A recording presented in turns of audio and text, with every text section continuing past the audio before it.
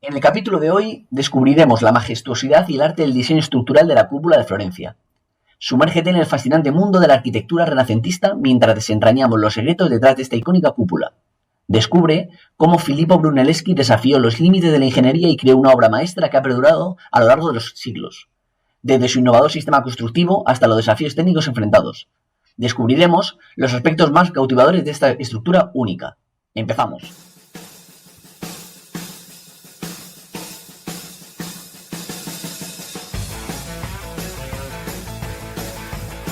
Bienvenidos y bienvenidas al podcast Hablando de Estructuras, un programa educativo sobre los fundamentos, avances y desafíos en el campo de la ingeniería estructural. Con vosotros, el encargado de guiarnos en este apasionante viaje de conocimiento, Arturo Silva.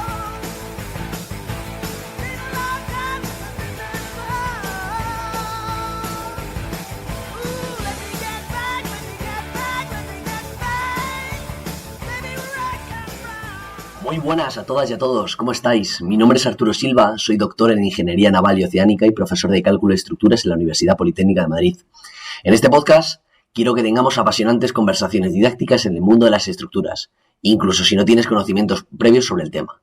Exploraremos todas las estructuras existentes y los principios detrás de su diseño, construcción y mantenimiento, subiéndonos a las primeras construcciones prehistóricas y los rascacielos más altos de hoy en día, pasando por puentes colosales, embarcándonos en los buques más grandes y las plataformas offshore más innovadoras del mundo, volando en los aviones Airbus y Boeing, aguantaremos juntos el peso de agua de millones de litros que son capaces de sostener las presas, nos montaremos en los loopings de la montaña rusa más vertiginosa del mundo, aceleraremos en un Fórmula 1, cruzaremos los túneles más largos y muchas cosas más. Todo ello acompañado por expertos y expertas que compartirán sus conocimientos y experiencias. Quédate con nosotros que empezamos ya.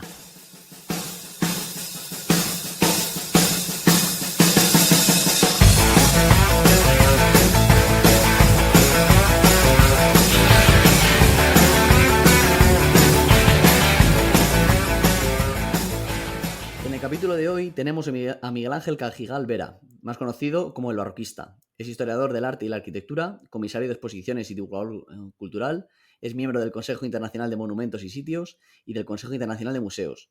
Colabora con diferentes universidades e instituciones como especialista en patrimonio, museos y comunicación cultural. En 2022 recibió el premio EDE como Mejor Educador Digital de España en la categoría de Historia. Participa en el programa Galicia por Diante de Radio Galega, en Julia en la Onda de Onda Cero y el condensador de flujo de Televisión Española. Un placer y un honor tener hoy con nosotros a Miguel Ángel. Buenos días, ¿Qué tal, Miguel Ángel. Arturo? Un gusto estar contigo. Un placer. Bueno, en el capítulo de hoy creo que tenemos a la persona idónea para hablarnos de una estructura que, bueno, pues que tenemos muchas ganas de irla destripando poco a poco, que es la cúpula de Florencia, un elemento arquitectónico histórico que todo el mundo que nos está escuchando, pues evidentemente la tiene en su cabeza, pero que, bueno, animo a que todo el mundo lo busque y la pueda ver. Vamos a empezar por lo más básico. ¿Quién la construyó y quién la diseñó? Pues la cúpula de Florencia, lo que llamamos la cúpula del Duomo o la cúpula de Santa María del Fiore, Santa María de la Flor, que es una cosa muy curiosa, que en español mucha gente erróneamente dice Santa María de las Flores, en realidad es una flor, porque es Florencia, no es la flor que lleva la patrona. Está diseñada por Filippo Brunelleschi, que es seguramente uno de los arquitectos más famosos de la historia, por lo menos para la gente de arquitectura y la gente que se dedica a ingeniería de la construcción. No es a lo mejor tan famoso como otros artistas del Renacimiento más populares, como pues Leonardo, Miguel Ángel, los que tienen una tortuga ninja, aunque quizás se podría debatir que Brunelleschi se merecía muy probablemente tener una de las 4 tortugas ninja. Y fue un diseño que se hace justo en el momento en el que se entiende, por lo menos desde el punto de vista de la historia del arte, normalmente marcamos el nacimiento del Renacimiento, que suena así como un poco trabalenguas, ¿no? Pero digamos que en ese momento que los italianos recientemente han llamado la primavera del Renacimiento, la primavera del Rinascimento, dicen ellos, es como ese momento a partir del año 1400 y en torno al 1400 en el que de repente se ve claramente como un cambio en la manera de hacer las cosas. Y así a principios del siglo XV es el momento en el que Brunelleschi diseña esta cúpula, que era básicamente una manera de resolver un problema arquitectónico, y un problema arquitectónico heredado de mucho tiempo atrás. ¿Cómo es la estructura de la cúpula? La cúpula es muy interesante porque una de las cosas más modernas que tiene la cúpula de Brunelleschi es que enseña su estructura al exterior, ¿no? Si tenemos en mente la cúpula de la Catedral de Florencia, que más o menos, bueno, es muy famosa, probablemente todo el mundo la visualice, incluso aunque no la tenga delante, vemos que por fuera del cascarón exterior van unos nervios, unas nervaduras de piedra muy características, que son las que marcan un poco una de sus estructuras principales, ¿no? Esa estructura está soportada por esos nervios de piedra muy macizos, pero el resto de la cúpula, para poder hacer una cúpula tan grande, tiene que ser mucho más ligera, claro. De esto tú sabes más que yo. Pero ese aligeramiento se consigue fundamentalmente utilizando un material en particular que es el ladrillo. Es decir, es una cúpula fundamentalmente construida en ladrillo. Una cantidad brutal de ladrillo, pero una cosa loquísima, porque claro, la cúpula es muy grande. Claro. Y al mismo tiempo había un problema en el que seguro que luego nos metemos, ¿no? Y que forma parte un poco de la leyenda y de la mitología de esta cúpula, pero que es una leyenda completamente cierta. Y es que la cúpula es tan grande, de hecho en su momento fue la cúpula más grande del mundo y lo fue durante varios siglos. No se había hecho una cúpula tan grande desde el Panteón de Roma. Estamos hablando de que hacía más de 1200 años que no se hacía una cúpula tan grande, ¿no? 1300 años que no se hacía una cúpula tan grande. Y entonces el principal problema para hacer una cúpula de ese tamaño era soportarla durante la propia construcción. Porque claro, cuando tú haces un arco, una bóveda, haces una cimbra de madera para soportar toda esa estructura, bien, en una escala más o menos razonable te funciona. Pero en un tamaño tan grande, tan gigantesco, incluso la propia estructura de madera era imposible, era impracticable. No se podía hacer una cimbra tan grande como esta cúpula. Así que una parte muy interesante de la estructura es precisamente cómo Brunelleschi diseña la geometría de la propia construcción de la cúpula para que hasta donde se pueda la cúpula sea autoportante durante su construcción. Que es una cosa maravillosa.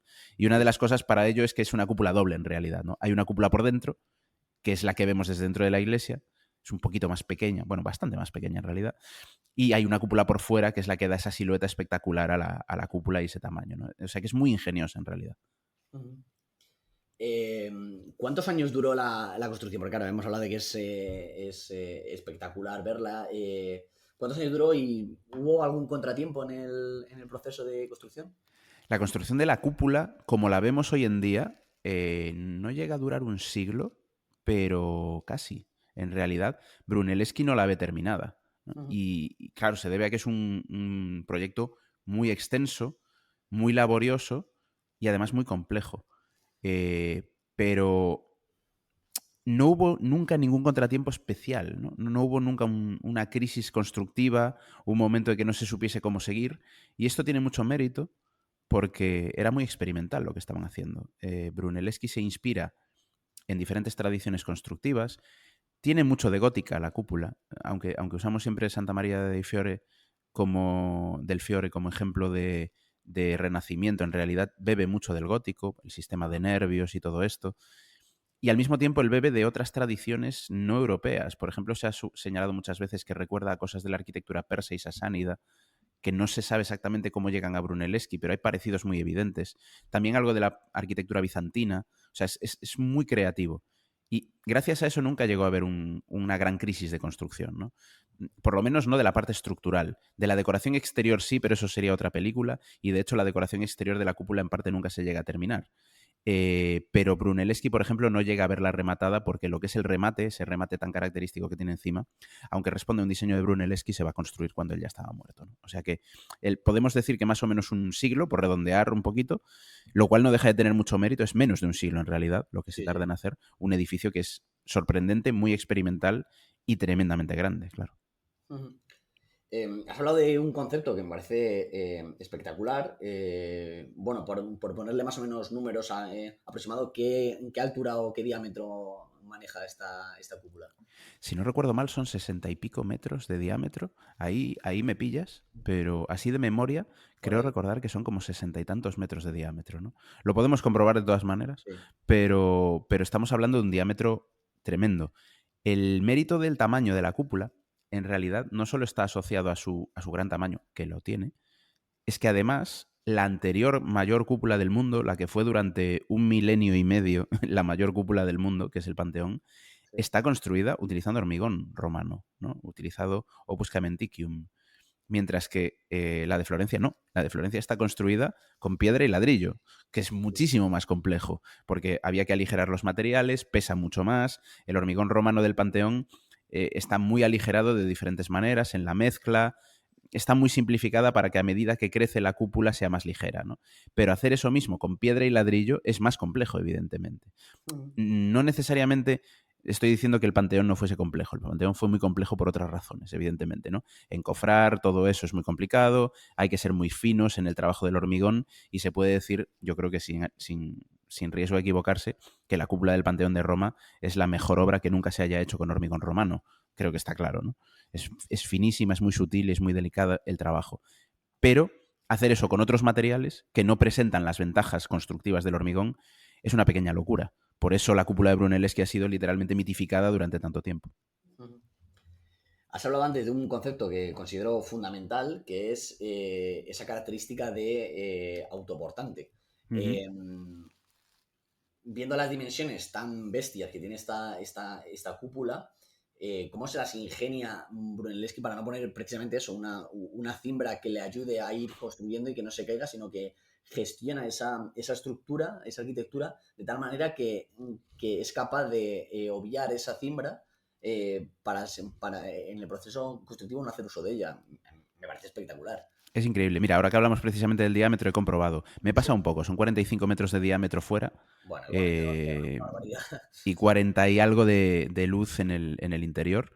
Pero es que llega a más de 110 metros de altura exterior. Es una auténtica barbaridad, es un rascacielos. De hecho, ha sido el edificio más alto de Florencia durante mucho tiempo y uno de los más altos de Europa lo fue durante mucho tiempo, ¿no?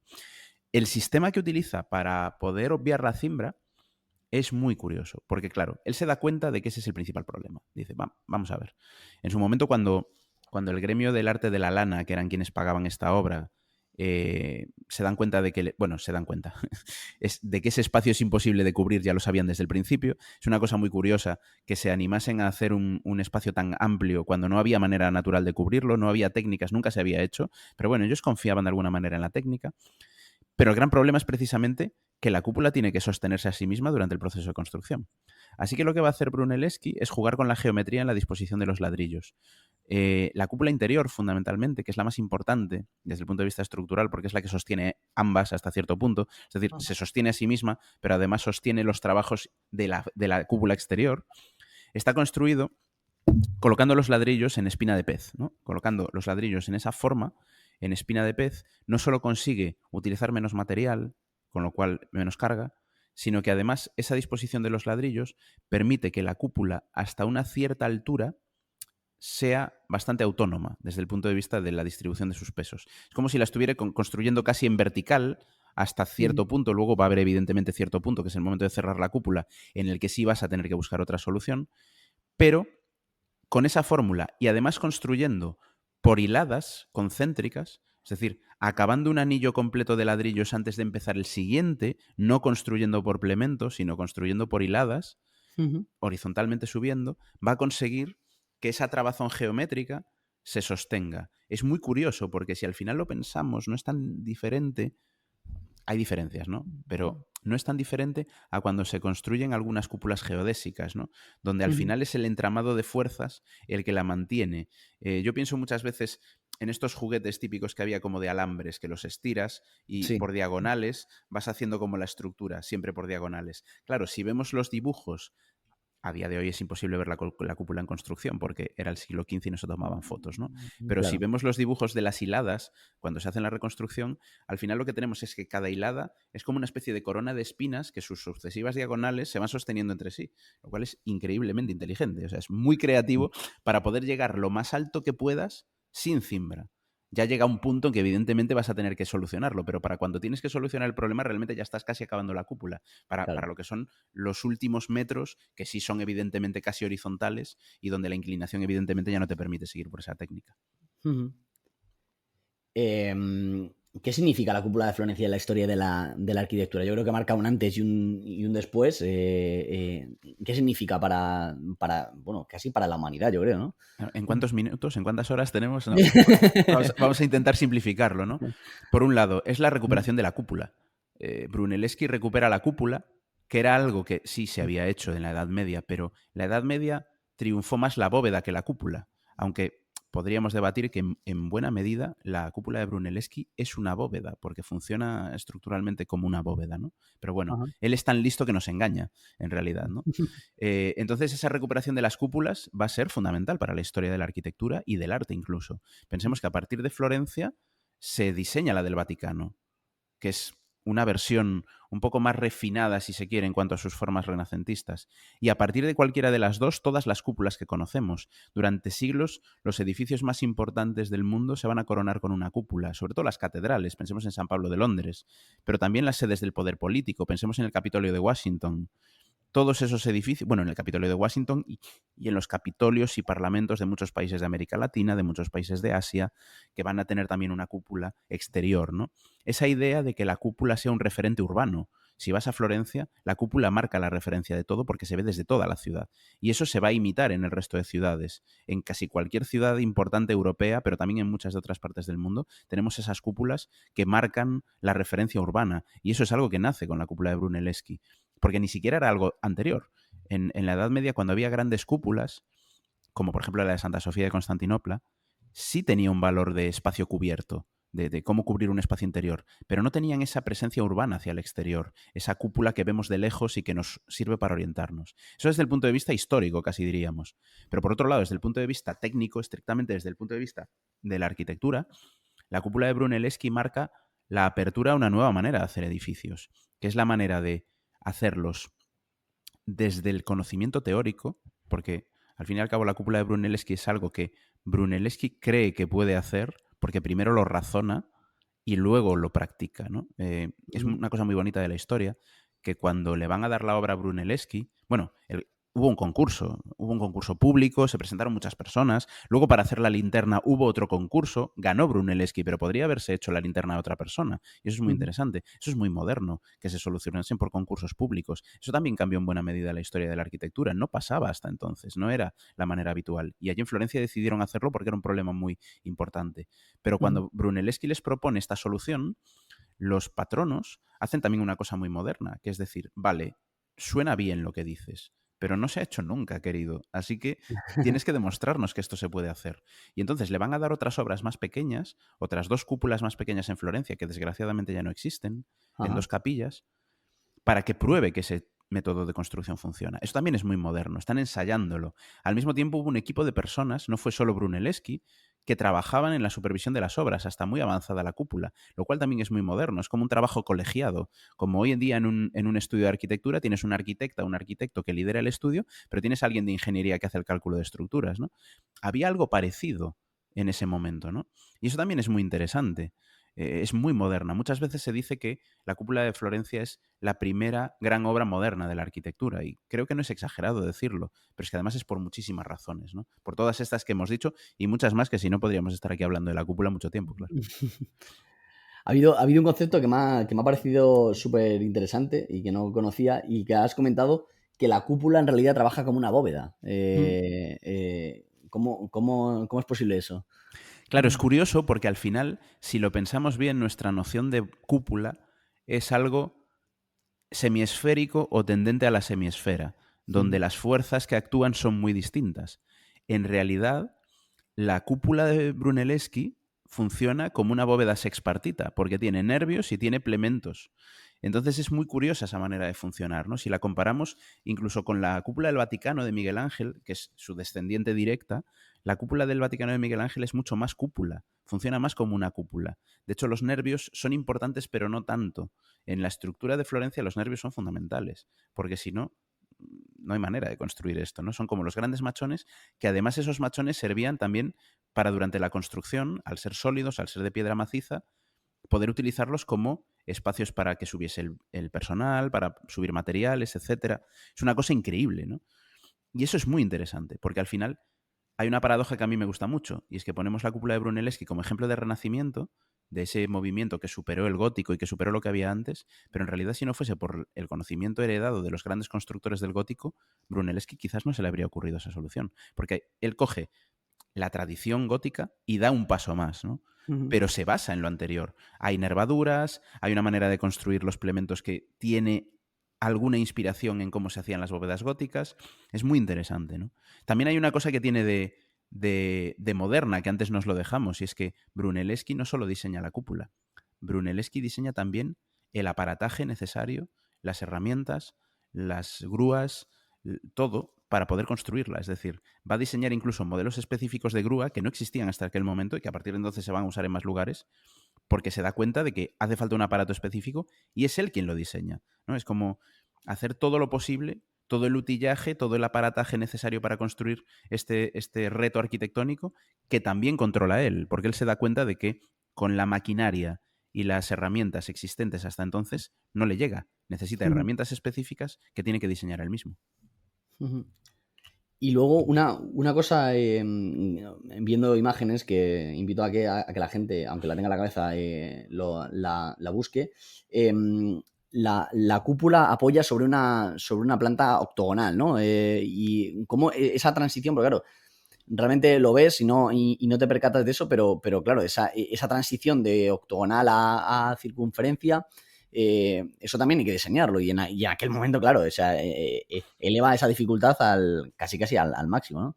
Claro, el truco, de hecho, es que en realidad la cúpula nunca llega a ser circunferencia, ¿no? Él parte de la base octogonal que hereda, diseña esta cúpula de ocho plementos, que recuerda tanto a una bóveda gótica, si fuese gótica serían 6, pero bueno, en todo caso, recuerda mucho a ella, y elimina el problema. Es como de, vale, el principal problema es uno de los problemas constructivos que domina casi todo el final de la Edad Media. ¿Cómo se pasa del octógono al círculo, ¿no?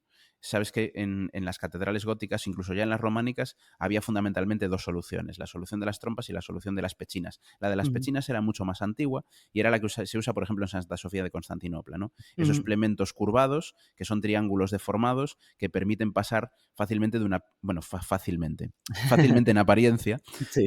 permiten pasar de manera relativamente sencilla de una planta cuadrangular, en su caso, a una planta completamente circular, que es la de la cúpula. Luego, las trompas en realidad no te permiten pasar al círculo tan fácilmente. Ahí siempre había una concesión, ¿no? Hay muchas bóvedas medievales y cúpulas, pequeñas cúpulas medievales en algunas catedrales, que ves que están soportadas sobre trompas, por lo tanto, la base es octogonal, aunque la cúpula sea esférica. Pero claro, buscaban el octógono, porque más o menos sobre un octógono puedes inscribir un círculo sin dejarte muchos puntos complicados estructuralmente, ¿no?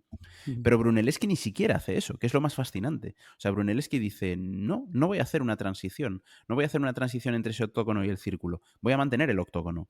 Y la cúpula efectivamente es octogonal en realidad. Y es octogonal hasta prácticamente arriba de todo. Es decir, arriba de todo ya, por aproximación y por geometría, se acaba convirtiendo en una pequeña semiesfera. Pero tienes que estar muy arriba para verlo. La mayoría de la cúpula, prácticamente toda la totalidad de la cúpula, es octogonal. Sigue siendo geométricamente deudora del octógono hasta que llegas al anillo que soporta la linterna. Y ahí es donde sí tienes el círculo, ¿no? Es otra solución realmente muy inteligente. Sí, sí. Porque al final es como decir, no voy a solucionar el problema, voy a continuar con ello, ¿no? Voy a utilizar el problema, hacer de la necesidad virtud y tanto por dentro como por fuera, tanto el cascarón interno como el externo, mantiene esa forma octogonal. Y luego, continuando, ya has hecho mención a muchas de ellas, pero claro, yo creo que el legado de esta cúpula es básicamente todas las cúpulas que vienen por detrás que basan, no sé si su diseño, pero desde luego se miran unas a otras, evidentemente, mirando siempre de reojo a la cúpula de Florencia. ¿Qué otras cúpulas similares hay en el mundo que a raíz de esta cúpula de Florencia surgen? Curiosamente, aunque tuvo muchas consecuencias, no tuvo mucha escuela en grande, ¿no? Porque su gran heredera es la cúpula vaticana de Miguel Ángel y la cúpula vaticana es otra cosa completamente distinta. Aunque es heredera de Brunelleschi y mantiene un poco la herencia de Brunelleschi con los nervios y tal, ya es una cúpula semiesférica, más o menos tendente a la semiesfera. Entonces la geometría cambia completamente. La que va a tener una herencia larga, paradójicamente, va a ser la de Miguel Ángel. Aunque todo el mundo se va a mirar en la de Brunelleschi, la de Miguel Ángel va a ser un poco la que tenga herencia. Sí va a tener muchas consecuencias en el entorno inmediato de Florencia, ¿no? Y durante el Renacimiento se van a hacer muchas arquitecturas similares en un formato mucho más pequeño. Pero fíjate que hay una cosa que me llama mucho la atención siempre de esta cúpula, y es que precisamente, a pesar de su antigüedad, es al mismo tiempo pionera y podríamos decir que es la última. Es decir, es como que el mismo arquitecto que hace el primer experimento de estas características en esta escala se va a convertir también en el paradigma y en la última experiencia en este tamaño. Porque nadie va a considerar necesario volver a repetir este experimento, lo que es curioso. Es decir, de hecho se sigue diciendo, si no recuerdo mal, no sé si sigue siendo la cúpula de ladrillo más grande que existe, o una pero de las más grandes, porque simplemente nadie ha considerado necesario volver a hacer una cúpula tremendamente grande en ladrillo, ¿no? Luego es verdad que a partir de la revolución industrial hay otros materiales y para cubrir luces tan grandes se utilizan otras técnicas y se va por otros caminos. Pero no deja de ser curioso que se haya mantenido como el exponente más grande en su familia, ¿no? Es la primera y la última de su familia, es única en su especie, a pesar de que, como decíamos antes, va a tener unas consecuencias casi infinitas, sobre todo en Occidente, de imitadores que van a intentar hacer cúpulas hasta cierto punto intentando superarla, ¿no? Aunque yo creo que superarla, ninguna llega a superarla en lo que supone de originalidad.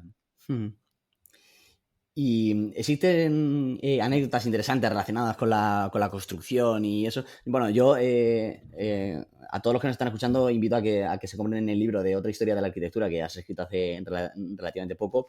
Y porque, bueno, hablas de la cúpula y de muchas otras bueno, pues edificaciones y, bueno, no voy a hacer spoilers de ningún tipo, pero bueno, invito, por favor, a que lo cojan porque es tremendamente ameno y educativo. Sin hacer spoiler del libro, ¿alguna anécdota interesante o así cacharreo que puedas comentar sobre esta cúpula? Hubo muchas polémicas en la propia construcción de la cúpula. Nos podemos imaginar hoy en día en perspectiva lo que es hacer una obra de esta envergadura. Lo que sucede con las obras del pasado es que ya no vemos esas polémicas, ¿no? Imaginémonos el dinero que costó esta cúpula. Costó muchísimo dinero, costó muchísimos años de trabajo, ¿no? Estamos hablando de una cúpula que estuvo en obra abierta, pues eso, en realidad casi 100 años. O sea, no llega a los 100 años, pero le faltó muy poquito para los 100 años, ¿no? Y fue un gasto de dinero muy considerable. Una de las anécdotas quizás más divertidas es que Brunelleschi nunca llega a ganar el concurso. Es decir, hay un concurso para la cúpula, se presentan diferentes ideas y nunca se llegó a resolver el concurso. Nunca se llegó a decir, tú eres el ganador. O sea, Brunelleschi estuvo trabajando el resto de su vida en la obra sin ser el responsable exclusivo. Y al mismo tiempo le nombran como compañero, ya que no es el ganador, a Lorenzo Ghiberti, que era su mayor rival. O sea, le ponen a su peor adversario a trabajar con él. Luego es cierto que al final Brunelleschi se libra de él. Y al final va a acabar un poco dirigiendo las obras casi en soledad o en solitario hasta el final de su vida. Pero eso me parece muy interesante y me parece muy inteligente.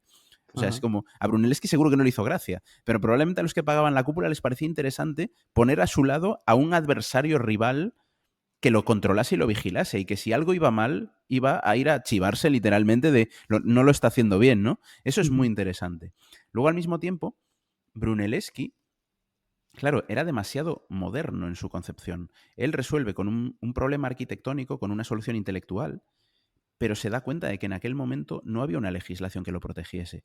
Entonces hay un montón de anécdotas relacionadas con el secretismo que Brunelleschi mantuvo alrededor de la propia técnica de la cúpula. Es decir, él mismo fue el primero en cimentar la leyenda un poco de que la cúpula es casi milagrosa, porque él se daba cuenta de que si les explicaba exactamente con pelos y señales cómo la estaba construyendo, a lo mejor él pasaba a ser prescindible. Claro. Y él no quería ser prescindible. Es muy curioso esto, porque al final incluso él va a entregar planos de la cúpula, le van a obligar a ello, pero él se quiere reservar siempre como ese pequeño elemento gremial que viene de la Edad Media, ¿no? De no te voy a decir exactamente cómo la estoy haciendo, porque entonces me echas. Claro. Y ya puedes hacerla tú, ¿no? Es muy curioso. Aún así, para mí, la anécdota más divertida sobre la cúpula es precúpula, ¿no? Lo que más me parece fascinante de esta cúpula es cómo siglos antes, en realidad, Arnolfo di Cambio, que es el autor de la catedral, el que diseña la catedral, diseña este espacio tan enorme para cubrir sin tener ni pajolera idea de cómo lo iba a cubrir. Me parece una fantasía, ¿no? Es como de, sí. Y aquí vamos a poner una cúpula gigante. Y es como ya veremos. Ya, pero ¿cómo se construye? Bueno, ya veremos. Y esa fe inquebrantable, además en una obra que fue muy compleja. Pensemos que la Catedral de Florencia tarda 800 años en terminarse, desde que la empieza Arnolfo di Cambio hasta que se da por terminada en el siglo XIX. Pero esa confianza y al mismo tiempo un poco de, no sé, de imprudencia temeraria, de decir, sí, aquí va una cúpula, aquí alguien hará un día una cúpula de más de 40 metros de diámetro, y es como, pero esto es una locura, es gigantesca, ¿no? Es una cosa que me fascina realmente, ¿no? Me fascina esa especie de confianza en el conocimiento, incluso en un conocimiento que no existía, ¿no? Ya existirá este conocimiento. Me recuerda mucho a algo que sucede hoy día con muchos avances, ¿no? Que a veces se avanza con la confianza de que algo se inventará para solucionar este problema. Sí. Bueno, pues hemos hecho un repaso, yo creo que bastante extenso. Evidentemente nos hemos dejado muchos aspectos, pero bueno, creo que es que hablar de la cúpula da para muchas horas y tampoco es el objetivo, pero bueno, hemos visto un poco la estructura, quién la construyó y quién la diseñó, Filippo Brunelleschi, bueno, un poco los materiales, la técnica aquella de la espina de pez y un poco esa capacidad de autoportante que le evita esas cimbras y esa innovación que a día de hoy pues sería impensable. Y bueno, pues hemos visto un poco de todo ese legado que ha llevado un poco a tener siempre en mente esa visión de la famosa cúpula de Brunelleschi y cómo resuelve esa cúpula que parece semisférica, pero no es semisférica, esa planta octogonal que condiciona todo su diseño. Y bueno, pues hemos tenido un poco con distintas anécdotas que no hacen más que, bueno, pues brillar más esta técnica constructiva y este diseño estructural. Nada, por mi parte, darte las gracias, Miguel Ángel. Creo que ha quedado espectacular. Yo he aprendido un montón. Estoy seguro que los que nos están escuchando también. Invito una vez más a que bueno, pues compren tu libro porque creo que reúne muchas de las cosas que en este podcast estamos hablando sobre distintas edificaciones y estructuras. Y bueno, mencionar también tu otro libro, el de Otra historia del arte, que también invito fervientemente a que lo consulten y que lo puedan consultar. Así que nada, darte las gracias. No sé si quieres comentar algo más. Nada, simplemente darte las gracias a ti. Para mí es un placer y además hablar de uno de los edificios que yo creo que es más fascinante de la historia constructiva mundial. Y nada, espero que haya sido interesante y sobre todo que la gente se quede con curiosidad y vaya a investigar porque se ha escrito muchísimo sobre la cúpula y hay incluso libros muy detallados sobre el proceso de construcción. Algunos de ellos son los que cito yo precisamente en ese capítulo en el que hablo de ella en mi libro. Y nada, darte las gracias, Arturo. Ha sido un placer y hasta la siguiente. Muchas gracias, Miguel Ángel. Un abrazo.